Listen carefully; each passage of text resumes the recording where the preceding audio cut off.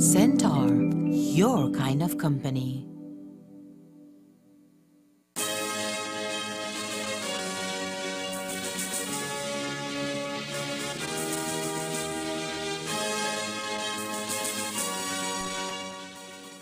Tonight on CTV3 News, trouble brewing in the transport system.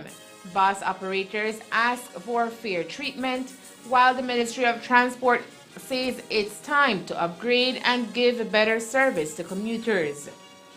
The governors of Inter-American Development Bank member countries in Central America and the Dominican Republic meet in Belize. And Canton Family's lawsuit cost the state more than $100,000. Commissioner of Police Chester Williams speaks on the case. These are some of the stories we have for you tonight in our newscast for Tuesday, February 21st, 2023.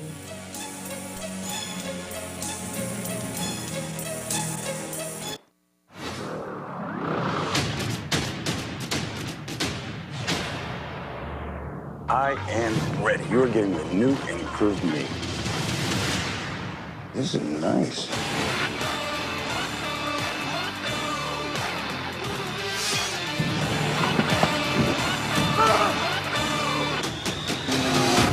I think what really impressed him was the fact that I didn't turn into a monster. Bring on the heat!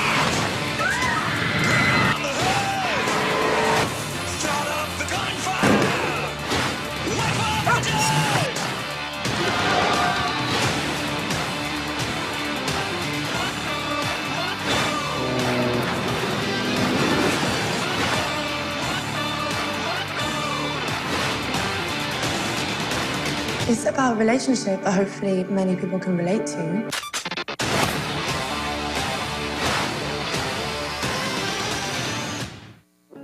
Enjoy your favorite HBO original series and movies with Centaur, your kind of company.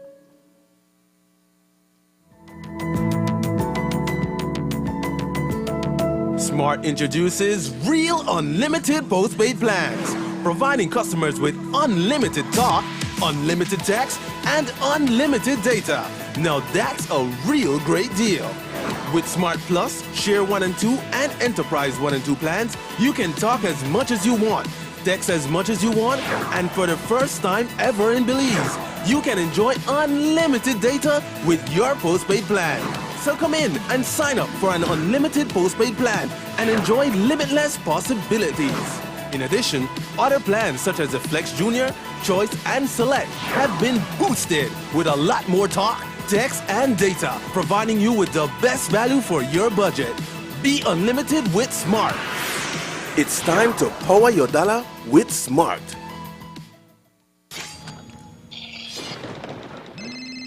Hello? Velma Dinkley speaking. Hello, Velma. Do you like solving mysteries? Yeah, but I'm actually much more three-dimensional than that. Who is this? That's the mystery. And solve it quick, because I'm in your house.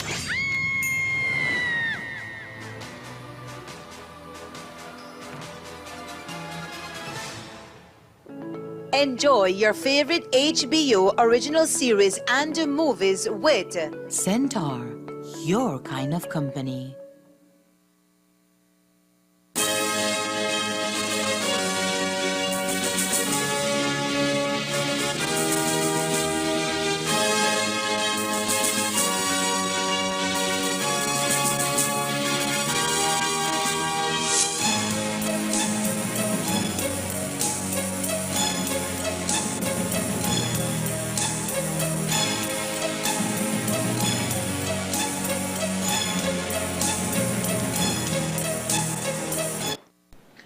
Good evening with your news, also simulcast on Fiesta FM 106.7. I am Joanna Rodriguez. Trouble is brewing in the transportation system, and today the media pressed the minister responsible for transportation in Belize for comment on the ongoing issue.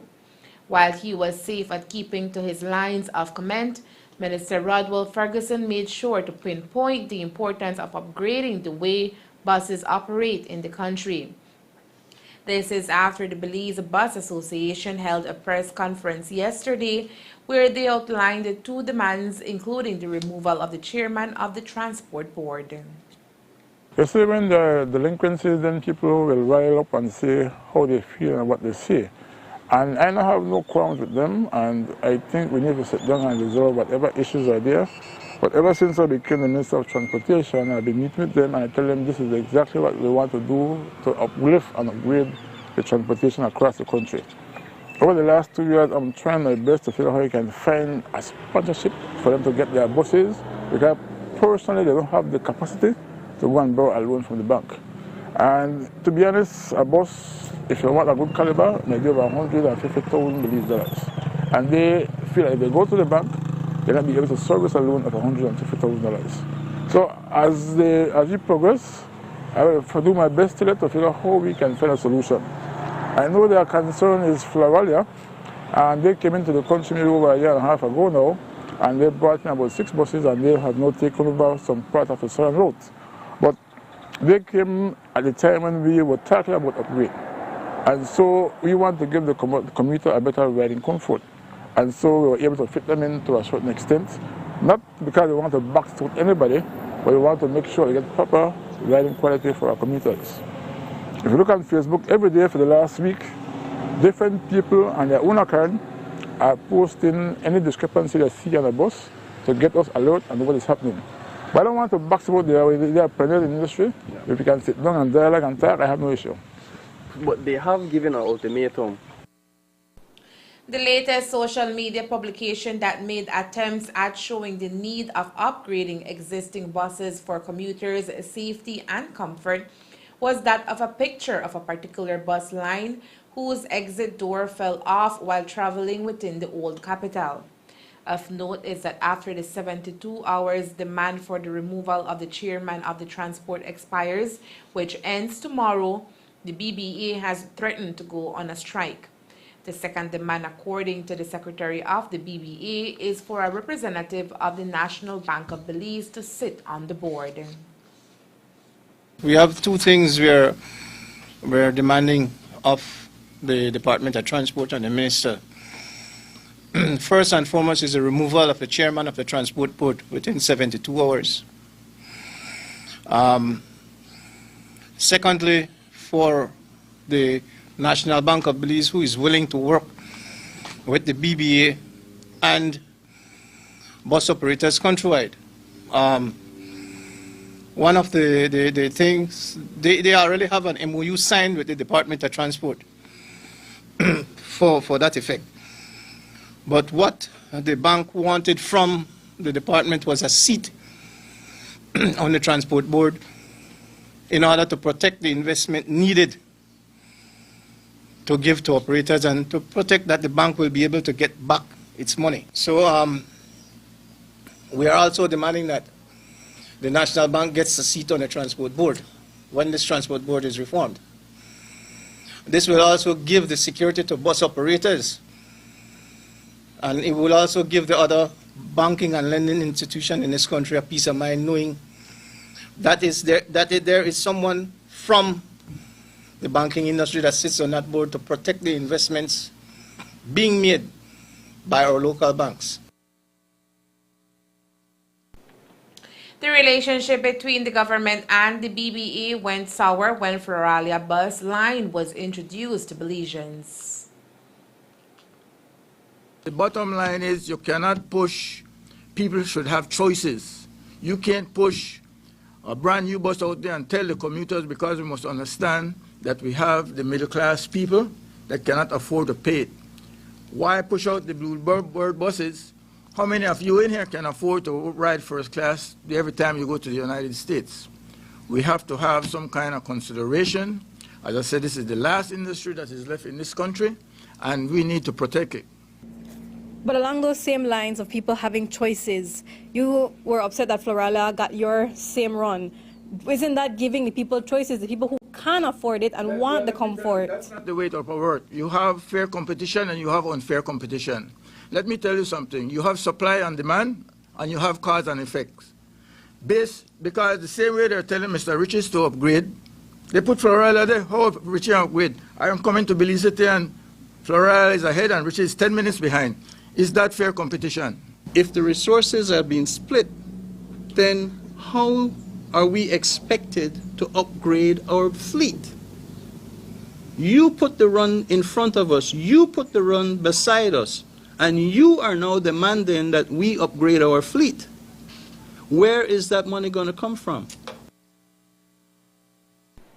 According to Medstren, while bus owners want to upgrade, they need financial assistance. We want to improve. We did tell them what we need to improve.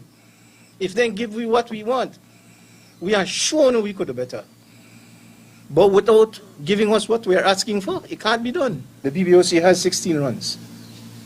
The minister said that by December 31st this year, we need to have 50% of our fleet. 2007, 2012 model buses.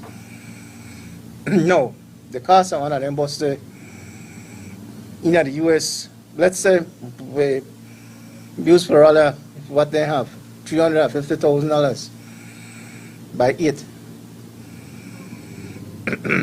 You look about $2.something million, almost $3 million. If we not get the support from the banking and the lending institutions in this country, where can I do it? The governors of Inter-American Development Bank IDB member countries in Central America and the Dominican Republic have gathered in Belize on February 20th and 21st for their 36th annual meeting. In his first meeting with the governors of this region, the new IDB president, Ilan Goldfein, shared his vision for expanding the bank's contribution to their country's development and heard their perspectives on the priorities that should guide the agenda in upcoming years.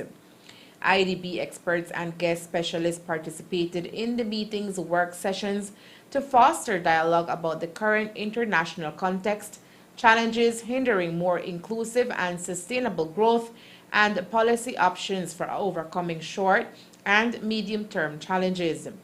The event comes on the road to the annual meeting of the IDB and IDB Invest on March 16 to the 19th in Panama. For his part, Prime Minister John Briceño based his discussion on how the global economy is affecting Belize. My friends, today we live in challenging times. The present economic structure is not only complex, but full of uncertainty. Accelerating inflation triggered by demand and supply disruptions, as well as rising commodity prices, especially oil prices, is impacting our region's revenue, our spending, and our debt levels. Rising interest rates, especially for countries like mine that are pegged to the US dollar, is making it more costly for us to meet our debt obligations. This is especially critical for commodity importing countries. Experts tell our governments that commodity exporting countries can offset debt by increasing raw material prices, while commodity importing countries are told to improve their tax system to help rationalize subsidies to avoid feeding into persistent inflation effects.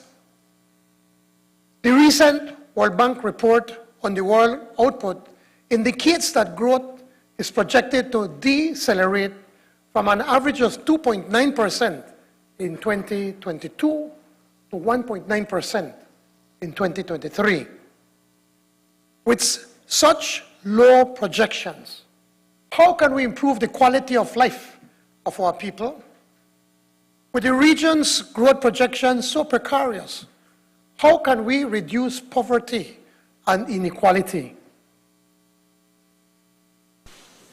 With tourism being the main source of income for Belize at the moment, the government is also focusing on MSMEs to eliminate poverty and inequality. During his discourse, Prime Minister Briceño also called on the IDB to prepare for exigent issues that countries could be facing ahead, including climate change. Setbacks such as the reverse of the global economic recovery or shocks caused as a result of climate change. The IDB of today must include in its consideration climate vulnerabilities to help members better mitigate the impact of recurring natural disasters. It can do so by adopting criteria that include climate change vulnerabilities, allowing countries to access concessional resources, facilitating investment in climate adaptation, and proactively building climate-resilient infrastructure. At the meeting, the new IDB president emphasized that in a context of more frequent and more severe crises, Central America and the Dominican Republic should prioritize policies that foster resilience with people's welfare as their core focus. At the IDB group, we will channel our assistance towards effectively erasing the obstacles to sustainable and inclusive growth, said President Gofrin. We still strive to advance social development, intensifying our efforts to reduce poverty and food insecurity. We will also help countries combat climate change, invest in sustainable infrastructure, and enhance their natural disaster risk management systems. Partnering with the private sector is also a key component of our strategy for mobilizing resources and fostering development in the region. For years and years, Belize has been ranked as one of the top countries in the Caribbean and Latin America with the highest rates for murder. That changed in the last report carried out by Insight Crime, an online regional news outlet. As per the report, last year, Belize's murder rate stood at 25.6 homicides per 100,000 residents, placing the country at number 11 in the region. Compared to Latin America, the reports show that Belize stands at 6th place, Honduras and Colombia take 2nd and the 3rd respectively, leaving Ecuador at 4th and Mexico at 5th place. Venezuela takes 1st place as the number 1 country in Latin America with the highest murder rate. In the Caribbean, Turks and Caicos placed 1st with a rate of 77.6. Today, Commissioner of Police Chester Williams spoke about the moves made to lower the murder rate. It is all a result of hard work, dedication and commitment on the part of the police department and our partner agencies that work very closely with us. As you would know that we piloted the multi-sectoral approach to fighting crime last year, and that module do incorporate the assistance or the support of other governmental and non-governmental organizations, where we're not just looking at addressing crime from a response standpoint, but to be more proactive, dealing with the symptoms of crime. As you would know that there are several factors that may drive individuals to committing crime, and so what we're doing from a multi-sectoral standpoint is to see how we can address those different factors with a view to prevent people from even getting the opportunity to become criminals, because whatever needs they may have, we're trying to see how we can fulfill it by tapping into different agencies. So we have, like, for example, the Ministry of Human Development with the Pantry program. We have Ministry of Education, which have now launched a free education on the south side Belize City. So we're seeing more and more students going to school now, so they're not on the streets idling and being recruited by gang members. They're working towards becoming more educated, more productive members of society. So those are things that goes a very long way.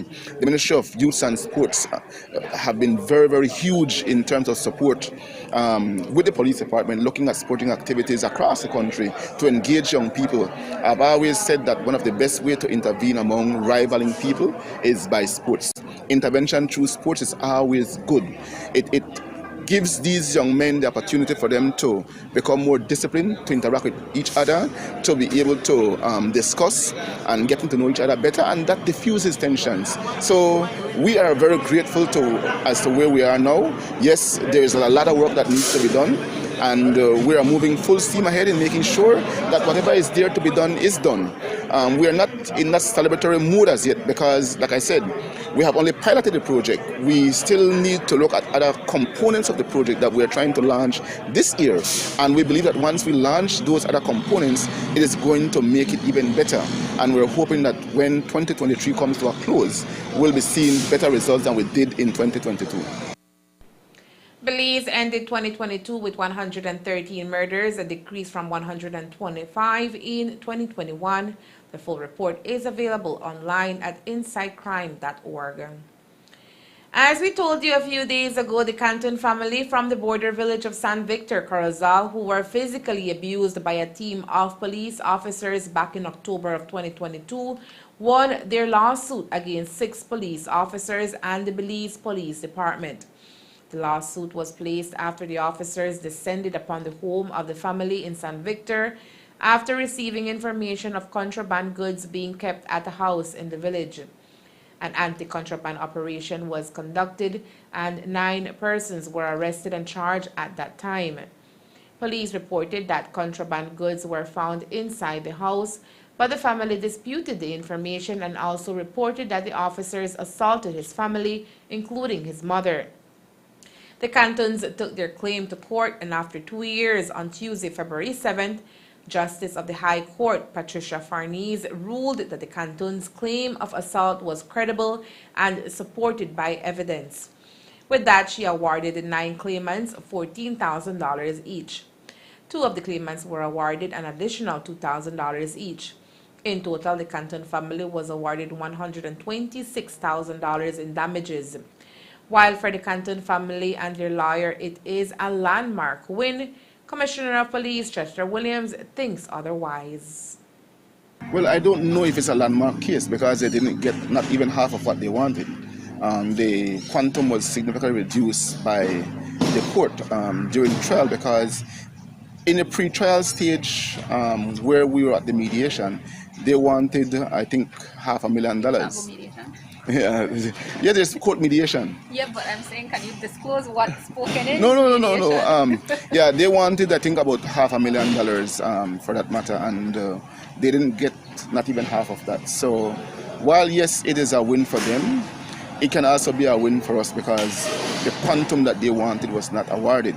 Nonetheless, as I've said before, that we must do better to ensure that we do not get to these situations where the state have to be paying out large sum of money for the actions of police officers. Yes, there are certain situations that will certainly happen that we'll not be able to get ourselves out of. But where we can do certain things to ensure that it does not occur, we must. And that is something we have been looking at. And I am happy to say that over the years, we have reduced tremendously the amount of complaints against the police. So we're making inroads. We're not where we want to be yet, but we're hoping that we can continue to make inroads into that aspect of our work. Okay, so as part of the ruling, the judgment ruled that each defendant must pay each claimant a certain amount of money, including the 5 or 6 police officers. So who pays on their part? Is it the police department, is it the state, or their own money? The police officers or the defendants are agents of the state. And by virtue of that and the fact that the court found that they were acting in the scope of their duties when the incident occurred, then the state is going to be liable to pay the amount that the court have ordered. You found it strange that the court has ruled that a certain amount of money must go to the legal services unit to help department, to help other victims of police abuse? Legal services. Well, again, that's a matter that the court have ruled. I'm not going to delve into that. The court may have its own reason why they're doing that, but I can tell that from our standpoint, a police department, we're doing what we can to prevent these things from occurring. It is not going to be easy. We're dealing with human beings, and having over 2,000 different characters to deal with every day is not an easy task.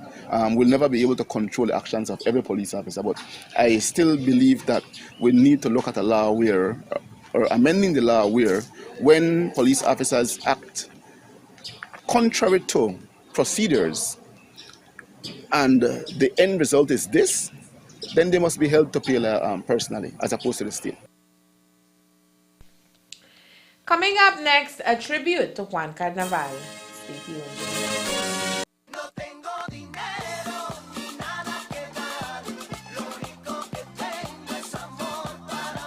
¿Quieres dinero rápido por tus prendas de oro? Entonces, aprovecha de los grandes préstamos y empeños de oro en Monica's Pawn Shop, nuestra baja tasa garantizada de solo el 10% en todas las joyas de empeño. Eso no es todo, también empeñamos televisores, compramos chatarra de oro y puede empeñar su vehículo y aún continuar conduciéndolo. Visite Monica's Pawn Shop en nuestra ubicación en Ciudad Belice, número 128 Cemetery Road, en Ciudad Belmopan, en el número 5 Garden Plaza y en el municipio de Orange Walk, en número 2 Belize Corozal Road.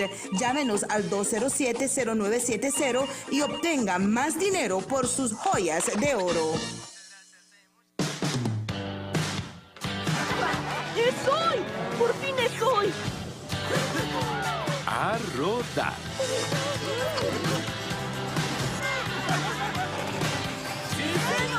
¡Esto va a estar bueno!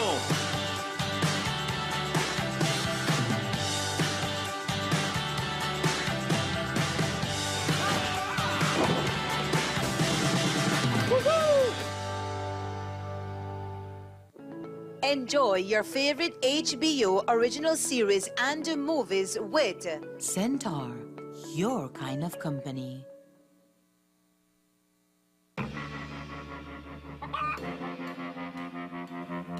Am I missing a tooth?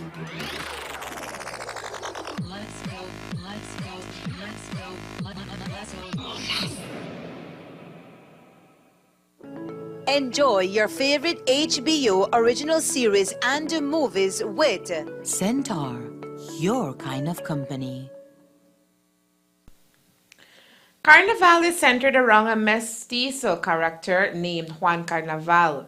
Legend has it that Juan Carnaval had sex with over 1,000 women from 8 countries with whom he had countless children. He was stabbed to death by his jealous wife and he left a will which is read on Ash Wednesday.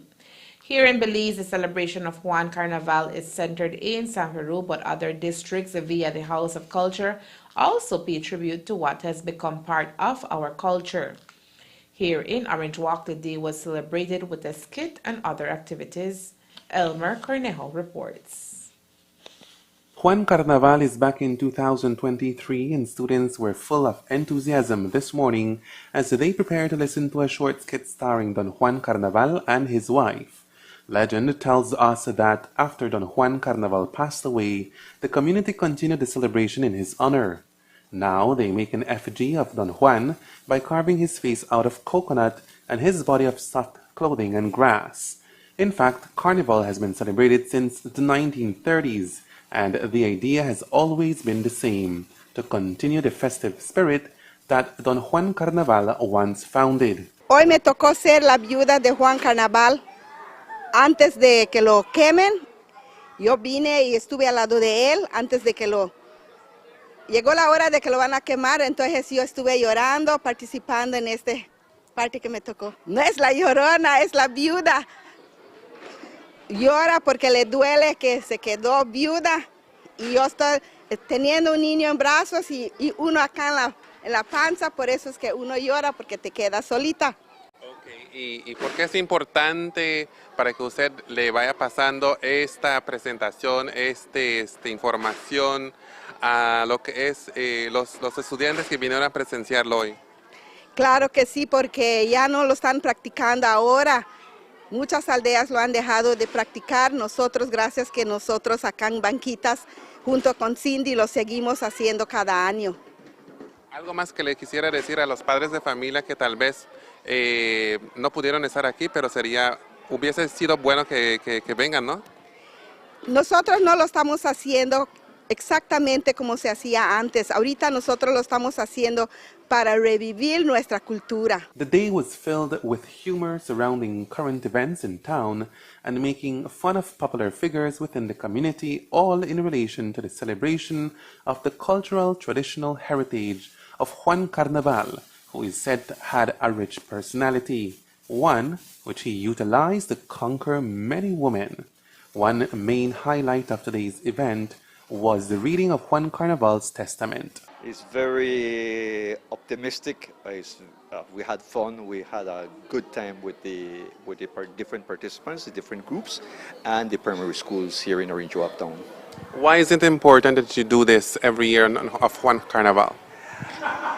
One Carnaval, to start, the UNESCO has recognized it as a heritage, a cultural heritage, and throughout the world.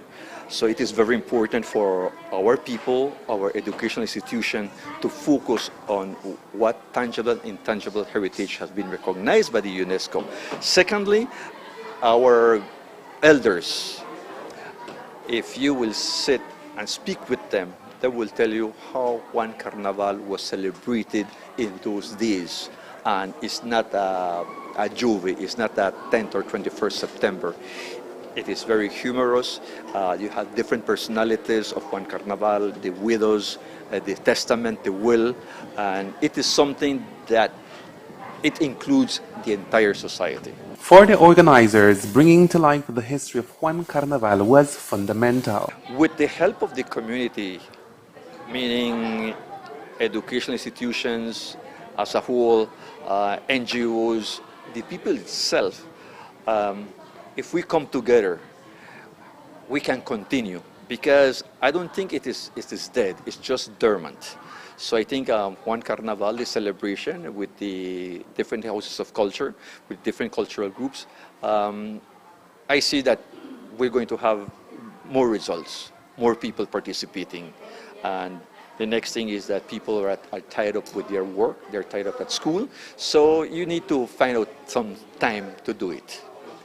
And what is your best moment from today? What is your take from today?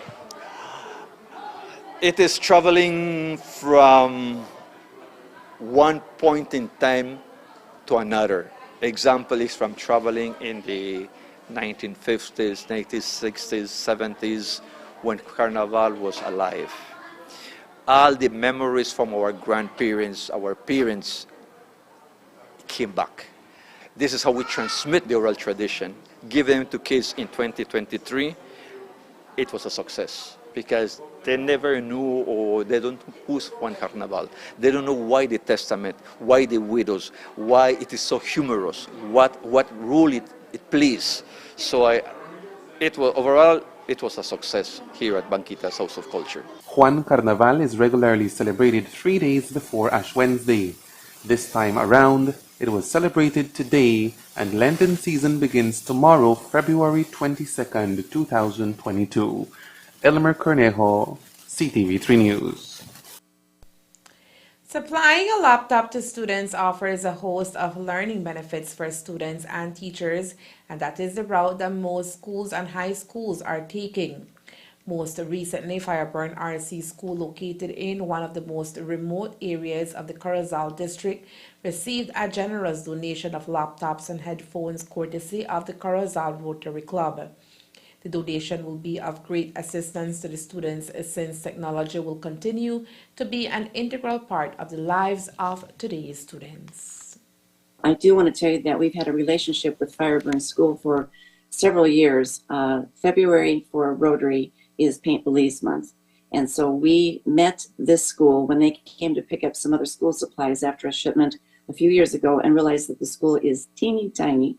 And we thought, okay, we'll go out there and see what we can do. And it was so small, we said we can paint the whole school, which was no big deal. But they needed a lot of help. So we've taken several trips out there to change their solar system around, to change their septic system, to change their bathrooms, to put in a kitchen, to pull down the ceiling in the classroom and the sleeping quarters, because it had a lot of things living up there. And then had a new soakaway put in and that sort of thing.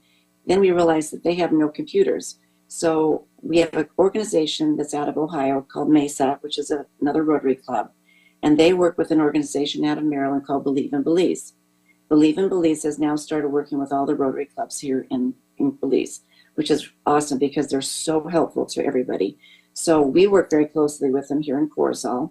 So they were able to get a shipment into Orange Walk recently. They made sure that we got computers up into Corozal, and we were able to say, okay, this organization needs it, this group needs it, this group needs it. And we made sure that Fireburn was one of the groups that got it, the school, because we saw it firsthand. They had no computers. So we were able to award them 2 computers and I believe 10 headsets. The principal came down to our Rotary office here in Corozal and picked him up and took him out there. We got a nice picture of him in the office. And we just recently saw the posting that they did on Facebook with the boys using the computers, which is exciting for us. The cost of the donation stands at 5,000 Belize dollars. Soon, a computer technician will be coming down to Belize to offer computer training to the students of Fireburn RC School. There is a special event scheduled for this Saturday, February 25th, 2023 in Corozal Town. It is an event specifically catered for women and organized by the Corozal Town Council in collaboration with Exudere y Energía. We are talking about a women's forum entitled Emotionally Powerful or Emocionalmente Poderosa in Spanish, which will feature international motivational speaker Alejandra Gutierrez Blanco. On the 25th of February, we're going to have a special person coming from our neighboring country, Mexico. This person is coming to town. It's spearheaded by the Corozal Town Council, spearheaded by the Counselor for Women, Ms. Marlene Tapia. She's going to have the person is a motivational speaker. You know? She's coming, and we're targeting females, in particular women, to come to the Corozal Town Council, where she will speak to them, encourage them, motivate them. You know, women are very important within our community, and we need to find a way to embrace them, and we need to find a way to motivate them to move forward.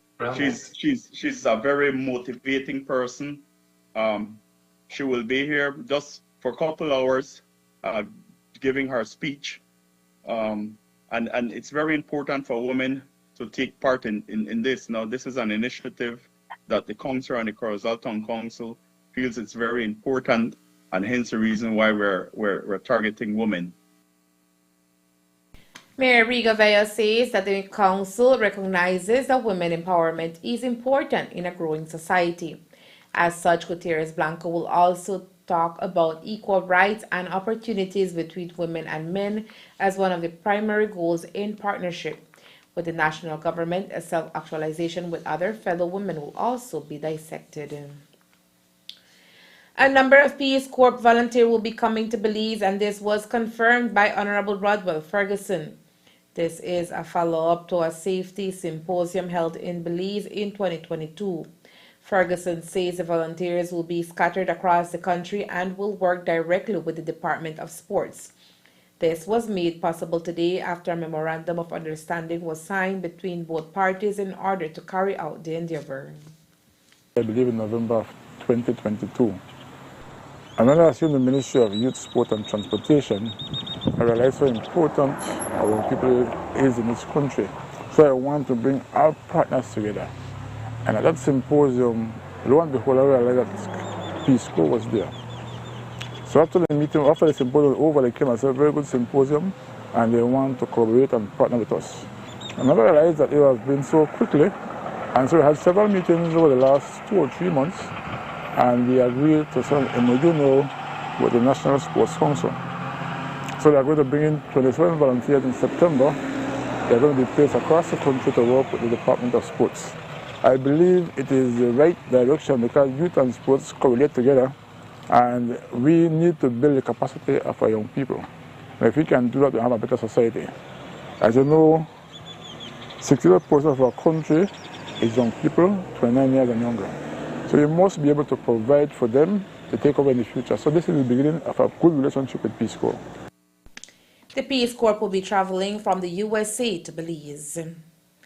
The World Bank WB executive team visiting Belize on a fact-finding tour of WB projects and beneficiaries of WB projects visited the villages of 7 Miles, El Progreso, and San Antonio to see firsthand how the WB monies are benefiting citizens and to talk to these beneficiaries about what progress has been made in their way of life.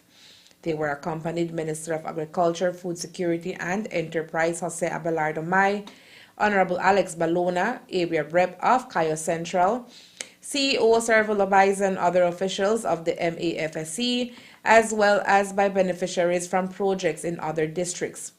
We feel the WB team was impressed with the production they saw at 7 Miles and at Sayeb Farm, San Antonio, and thank the farmers of the area for showing the team their produce and their hospitality. Yesterday, the representatives of the bank also visited Gungulong and Police Street in the Lake Independence area in Belize City.